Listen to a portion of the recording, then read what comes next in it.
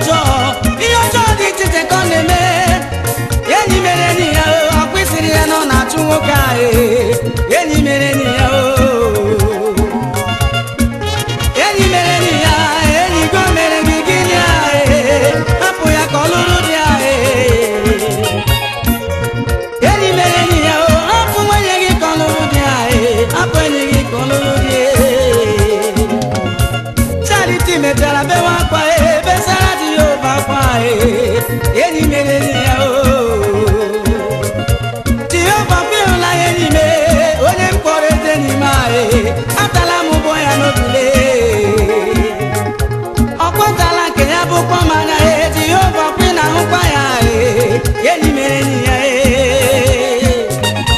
Jehova mechara gọzie Charity, zitere ya dị ala bekee. Charity nwanne m